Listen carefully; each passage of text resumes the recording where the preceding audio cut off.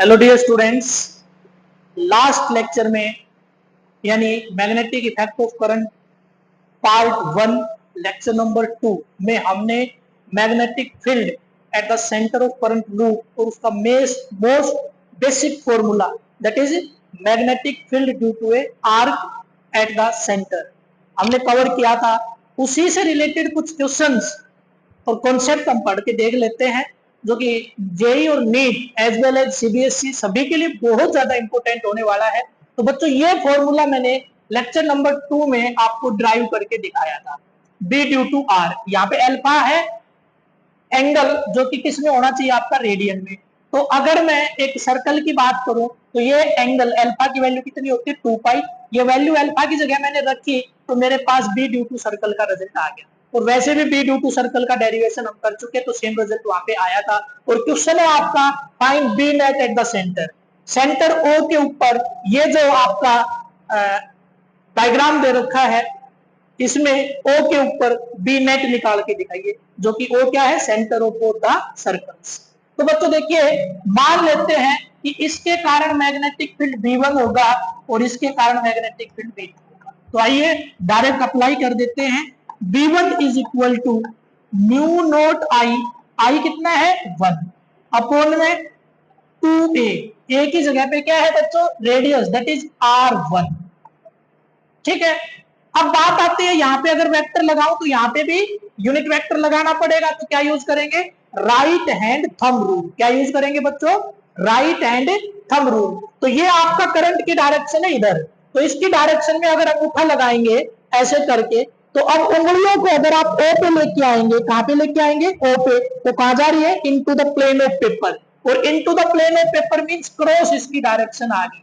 B1 की direction क्या आई बच्चों into the plane of paper. और into the plane of paper तो हम क्या लिखते हैं negative Z axis that is minus of K tap. ये रिजल्ट आ गया। सिमिलरली अगर मैं बात B2 की करूं तो B2 की वैल्यू आपके पास क्या आनी है म्यू नोट I2 अपॉन में 2 R2। ये रिजल्ट आ जाएगा क्योंकि यहाँ पे रेडियस R2 है और करंट I2 है।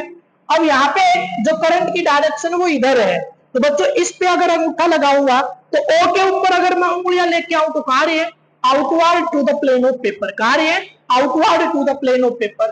तो अगर मैं B2 की बात करूं तो B2 की जो डायरेक्शन है वो क्या है dot. Dot means outward to the plane of paper. Outward means positive Z axis. और पॉजिटिव जेड एक्सिस को क्या लिखते हैं प्लस का ठीक है। ये आपकी डायरेक्शन।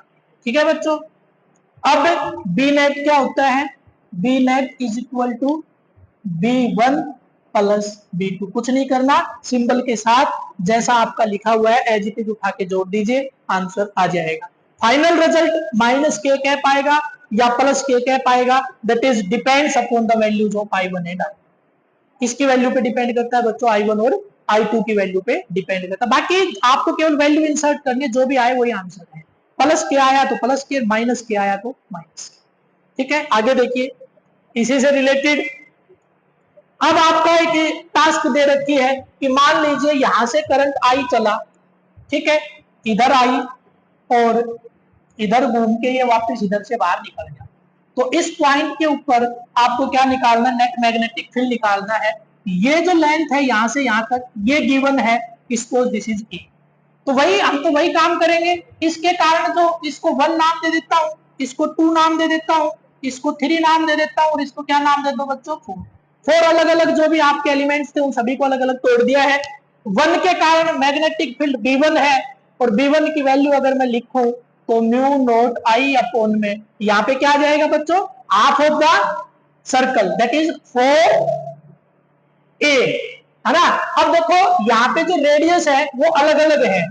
अगर इसको a दे रखा है तो मैं इसको A1 और इस वाले डिस्टेंस को मैं A2 मान लेता हूं। मान नहीं मतलब गिवन था ये, यहाँ पे मैं लिखना भूल गया तो यहाँ पे इसको मैंने A2 ले लिया है। तो यहाँ पे क्या ले लिया भाई पहले दूसरे वाले के लिए क्या है A2 है ना, इसके लिए A2। What is the direction, direction देखें तो ऐसे अंगूठा लगाएंगे इस डायरेक्शन में तो कहाँ आएगा outward to the plane of paper. Outward to the plane of paper को क्या लिया था पॉजिटिव ठीक है।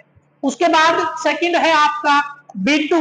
तो B2 के लिए आपकी वैल्यू क्या आने वाली है बच्चों ये कहाँ एग्जिस्ट कर रहा है इसी लाइन के ऊपर और मैग्नेटिक फील्ड कहाँ होगा perpendicular to the plane containing the current carrying conductor. अब परपेंडिकुलर टू द प्लेन, अब ये कह रहा है कि इसी के प्लेन में मैग्नेटिक फील्ड निकाल दीजिए, तो क्या होगा? जीरो। मैग्नेटिक फील्ड क्या होगा बच्चों? जीरो होगा। सही बात है कि नहीं है? चाहे आप इनफाइनाइट वायर वाला जो केस लिया था ना, उसमें थीटा 1 और थीटा 2 दोनों वैल्यू जीरो रख दो, अपने आप ही आंसर जीरो आ जाएगा। थीटा 1 और थीटा 2 दोनों क्या रख दोगे? जीरो, तो अपने आप आंसर आ भी जाएगा। उसके बाद B3 देख लीजिए, B3 की वैल्यू क्या होगी? अब करंट कहां जा रहा है? इधर, तो into the plane of paper इसके डायरेक्शन आएगी, तो क्या लिखोगे बच्चों? म्यू नोट आई अपॉन में A1, और यहाँ पे क्या आ जाएगा? माइनस का K है। सिमिलरली B4 वही कंडीशन इसके लिए बनी, ये भी आपका क्या आ गया? जीरो। तो फाइनल रिजल्ट क्या आ जाएगा बच्चों? इन दोनों का जोड़। तो बी नेट की वैल्यू आपके पास क्या आ जाएगी? That is B1 plus B, ये आ जाएगी। अब यहाँ पे डायरेक्शन फिक्स है, यहाँ पे डायरेक्शन पता है कि फाइनल रिजल्ट जो आएगा उसकी डायरेक्शन क्या रहेगी। तो बच्चों देखिए, ये जो पार्ट है आपका, ये वाला, ये दोनों में सेम है ना? यहाँ पे क्या किया मैंने? 4 नहीं लगाया। ये जो पार्ट है ये दोनों में क्या है? सेम है। लेकिन यहाँ पे A1 और A2 की कहानी है। तो यहाँ पे देखिए, A2 is greater than A1, that's why ये जो वैल्यू है, इधर B1 ले रखा है मैंने, तो जो B1 है वो लेस देन B2 होगा, यानी डायरेक्शन क्या रहेगी? माइनस का K है। बस ऐड कर देंगे, दोनों का रिजल्ट आपके पास आ जाएगा। आगे देखते हैं। देखो बच्चों, मैंने टॉपिक आपको करवाया same as it is numerical, आपका JEE 2025 में आया है। A loop ABCDA carrying current I is equal to इतना एम्पीयर, सब कुछ सेम है, एज इट इज क्वेश्चन है, वही रेडियस वगैरह सब सेम दे रखा है, बस वैल्यू इंसर्ट करनी है। चाहे आप देख सकते हैं क्वेश्चन में कोई चेंजमेंट नहीं है, सेम टॉपिक है और सेम क्वेश्चन आपका पूछा गया है। अगला देख लीजिए, मैंने इससे पहले वाले में सर्कल कहाँ थी? अंदर की तरफ, इसमें कहाँ कर दी है? बाहर की तरफ। अगर मैं करंट की डायरेक्शन ऐसे ले लूं तो ऐसे करंट जाएगा, तो ये चेंजमेंट आएगा। तो इसमें करंट क्या है? जो मैग्नेटिक फील्ड है वो क्या रहेगा? इसके कारण outward to the plane of paper, और इसके कारण अगर मैं देखूं तो क्या रहेगा? Outward to the plane of paper, यानी दोनों जुड़ जाएंगे और नेट रिजल्ट क्या जाएगा? Outward to the plane of paper. बड़ा इजी सा कॉन्सेप्ट है। उसके बाद अगला जो कॉन्सेप्ट है ये देख लीजिए, आर्क वाला आ गया है आपके पास। तो आर्क वाले में भी ऐसा ही दे रखा है, यहाँ पे करंट आई एंटर करता है, इस तरह से आई जाता है, यहाँ से आता है, यहाँ से आता है। तो बच्चों देखो, इसको 1, इसको 2, इसको 3 और इसको 4 नाम दे दो। तो इसके कारण मैग्नेटिक फील्ड B2 जो कि क्या होगा? जीरो, और इसके कारण मैग्नेटिक फील्ड B4 जो कि क्या हो जाएगा? जीरो, क्योंकि इस लाइन पे एग्जिस्ट कर रहे हैं, है ना? थीटा 1 और थीटा 2 दोनों की वैल्यू क्या होगी? जीरो। अब आता है आपका इसके कारण, अगर ये एंगल मेरे को पता चल जाए तो बात बन जाएगी, और इस एंगल को मैं क्या मान लेता हूँ? थीटा मान लेता हूं। तो क्या आ जाएगा आपका? B1 is equal to mu naught I upon में 4 पाई ए इंटू आपके पास जो थीटा है वो किस में आ जाएगा? रेडियन में आ जाएगा। ऐसे ही B2 की वैल्यू भी आप लिख दोगे, म्यू नोट आई अपॉन में 4 पाई ए इंटू थीटा। लेकिन ए की वैल्यू दोनों के लिए क्या है बच्चों? अलग अलग है। इसके लिए अलग है, 3 वाले के लिए, 3 वाले के लिए बी की वैल्यू अलग है, सॉरी ए की वैल्यू अलग है, इसके लिए अलग है। तो इसको A1 और इसको A2 नाम दे देंगे और लिख देंगे ये A2 है और ये A1 है। अगर ये गिवन हो तो हम फटाक से आंसर भी निकाल देंगे। आगे मूव करते हैं। देखिए, इनफाइनाइट वायर के लिए, तो इनफाइनाइट सेमीफाइनाइट वायर के लिए, तो ये जो है इधर ऊपर तक जाएगा सेमीफाइनाइट वायर में। तो ये जो थीटा 1 की वैल्यू ये 90 डिग्री हो जाएगी और थीटा 2 की वैल्यू 0 डिग्री हो जाएगी। तो B is equal to mu naught I upon में 4 पाई ए वाला फॉर्मूला जो था आपका sine theta 1 plus sine theta 2, इस वाले में इसकी वैल्यू 0 और इसकी 1 रख दोगे तो B is equal to mu naught I upon में 4 पाई ए आ जाएगा। ठीक है, ठीक है बच्चों, ये आपका किसके लिए हो गया? सेमी इनफाइनाइट वायर के लिए हो गया है। उसके बाद ये क्वेश्चन दे रखा है कि यहाँ से करंट आई एंटर करता है, यहाँ चलता है, इधर चला जाता है आई, और ये जो डिस्टेंस है ये आपका क्या दे रखा है? ए दे रखा है। तो मान लिया ये 1 है, ये 2 है, ये 3 है। तो बच्चों 3 के कारण B3 की वैल्यू 0 होगी, सभी को पता है क्योंकि इस लाइन पे एग्जिस्ट कर रहा है। ये आपका सेमी इनफाइनाइट हो गया, तो इसको नाम B1 दिया है। तो B1 की वैल्यू आपके पास म्यू नोट अपॉन में क्या आएगी भाई सेमी के लिए? 4 पाई इस डिस्टेंस ए, और क्या आएगा? डायरेक्शन, डायरेक्शन क्या आएगी? करंट कहां जा रहा है? ऊपर की तरफ, तो मुझे कहां जाएगी? Into the plane of paper, that is minus of K cap. ऐसे ही आपका सर्कल है इस तरह से, तो करंट कहां जा रहा है? उस डायरेक्शन में जा रहा है, तो कहा आएगा into the plane of paper, ये भी आपका माइनस के कैप आने वाला है।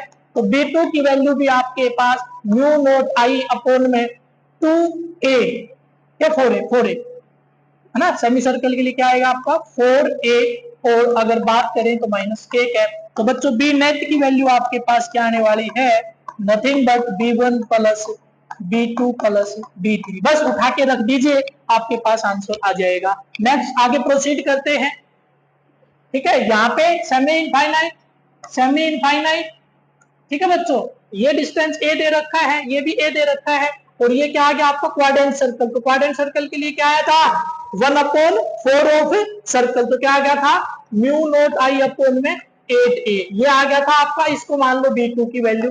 और अगर बात करें डायरेक्शन की तो क्या आएगा आपका, इधर करंट जा रहा है तो into the plane of paper, into the plane of paper यानी माइनस का के कैप, इसके लिए भी into the plane of paper minus का के कैप। तो क्या आएगा आपका म्यू नोट आई अपॉन में 4 पाई ए माइनस का के कैप। और इसके लिए आपका इसके लिए अगर करंट ऐसे जा रहा है तो that is also into the plane of paper. तो ये भी क्या जाएगा आपका म्यू नोट आई अपॉन में 4 पाई ए माइनस का के कैप। उठा के सभी को जोड़ देंगे तो आपके पास क्या जाएगा बच्चों, रिजल्ट आ जाएगा। एक बहुत ही इंपॉर्टेंट, जिसमें डायरेक्शन का फंडा बड़ा इंपॉर्टेंट है और काम का भी है। इसको 1, इसको 2 और इसको 3 नाम दे देते हैं। ठीक है बच्चों, तो B1 की वैल्यू देखिए, B1 इज इक्वल टू क्या आएगा, infinite sorry semi infinite wire. तो क्या आएगा म्यू नोट आई अपॉन में सेमी इनफाइनाइट में यहाँ पे 4 पाई, और ये डिस्टेंस होता है a। बात आती है डायरेक्शन की, तो करंट कहाँ जा रहा है, ऐसे जेड प्लेन से अंदर की तरफ into the plane of paper. तो अगर यहाँ पे मैं उंगलियां करूंगा O पे तो कहाँ आ रही है, नीचे। तो y का नीचे, y का इस डायरेक्शन में क्या होगा, माइनस का y, और माइनस y मींस माइनस जे कैप। क्या जाएगा यहाँ पे माइनस का जे कैप। उसके बाद आ जाइए यहाँ पे B2 पे। तो B2 यहाँ पे इसका 2 है तो इसको मैंने B2 नाम दिया है। तो ये तो एक सेमी सर्कल ही होगी है। सेमी सर्कल के लिए आपका म्यू नोट आई अपॉन में 4a आ गया। अब डायरेक्शन की बात करूं तो करंट कहां जा रहा है बच्चों, इस डायरेक्शन में जा रहा है। इधर करूंगा तो इसके लिए क्या जाएगा, into the plane of paper that is minus of K cap. उसके बाद आ जाइए B3 पे। B3 अब करंट कहां निकल गया भाई, बाहर आ रहा है ना, करंट कहां आ रहा है, बाहर आ रहा है, बाहर आ रहा है। तो ऐसे लगाएंगे तो वापिस से क्या आ गया आपका माइनस का जे कैप। सेमी इनफाइनाइट यानी म्यू नोट आई अपॉन में 4 पाई ए, और यहाँ पे क्या आ रहा है आपका माइनस का जे कैप। तो आपके पास बी नेट की वैल्यू जो है वो क्या आ जाएगी, इन सभी को उठा के ऐड कर B1 plus B2 plus B, ये आपके पास रिजल्ट आ जाएगी। ठीक है, जो कॉमन लेते हैं ना, उसके बाद अगर ऑप्शन वाला हुआ तो मैच करवा देंगे, नहीं तो आपके सेम डायरेक्शन वालों को एक साथ ले लेंगे और अलग डायरेक्शन उसको एज इट इज छोड़ देंगे उसके साथ अटैच करके। ठीक है, ऐसे एक क्वेश्चन ये भी है, अपने आप ट्राई करना है। उसके बाद एक क्वेश्चन ये दे रखा है आपका, इसमें कह रहा है कि यहां से करंट आई एंटर किया, इधर आपका I1 चला गया और इधर आपका I2 चला गया, और ये इसका क्या है आपका A है। Suppose this angle is theta. तो बच्चों कुछ नहीं है, एक एंगल ये और आ जाएगा जो कि क्या रहेगा 2 पाई माइनस थीटा। आर्क वाला फॉर्मूला लगा देंगे और इसको नाम 1 और इसको 2 नाम देंगे। ठीक है, ठीक है, आर्क वाला फॉर्मूला अल्फा की जगह पे एक जगह पे क्या रखोगे 2 पाई माइनस थीटा, और एक जगह क्या रखोगे थीटा। ठीक है, इसी का देखो कॉन्सेप्ट आपका क्वेश्चन आपका आ रहा है, इसके ऊपर मैं अप्लाई करके दिखा देता हूं। ये एंगल कितना है 90 डिग्री, तो ये एंगल कितना बच गया बच्चों 2 पाई माइनस पाई बाई 2, ये एंगल इतना बच गया। 2 एलसीएम ले लिया, 2 दूनी 4 पाई माइनस पाई अपॉन में 2 दैट इज 3 पाई बाई 2, ये बच गया आपके पास 3 पाई बाई 2। इसको 1 नाम दे दो, और एक वायर आपका क्या बच रहा है, आपका एक सेमी इनफाइनाइट इधर है और एक सेमी इनफाइनाइट इधर है। तो इसके कारण इसको 1, इसको 2 और इसको 3 नाम दे दो। तो B2 की वैल्यू 0 होगी, क्योंकि ये कहां एग्जिस्ट कर रहा है, इस लाइन के ऊपर एग्जिस्ट कर रहा है। अगर B3 की मैं बात करूं तो सेमी इनफाइनाइट वायर है, ए डिस्टेंस है, और magnetic field into the plane of paper है। तो क्या जाएगा बच्चों म्यू नोट आई अपॉन में 4 पाई ए, ये डिस्टेंस जो है वो ए ले रखा है, और माइनस का के कैप इसके साथ लगा देता हूं। तो डायरेक्शन का यहाँ पे कोई रोल है नहीं अपने पास, है ना, क्योंकि दोनों में सेम डायरेक्शन आएगी। तो अगर B1 की मैं बात कर दूं, B1 की, तो क्या आएगा म्यू नोट आई अपॉन में 4 पाई ए, और इनटू में क्या कर दो बच्चों alpha, alpha that is 3 pi by 2। इस पाई से ये पाई आपका क्या हो जाएगा, कैंसिल हो जाएगा, और ये आपका आ गया है B1 is equal to mu naught I, 3 आगे आ जाता है और नीचे आ जाता है 4 दूनी 8 ए। ये आपके पास B1 की वैल्यू आ गई, ये आपके पास B3 की वैल्यू आ गई। डायरेक्शन दोनों की सेम है, दोनों को उठा के केवल और केवल क्या कर देना है, ऐड।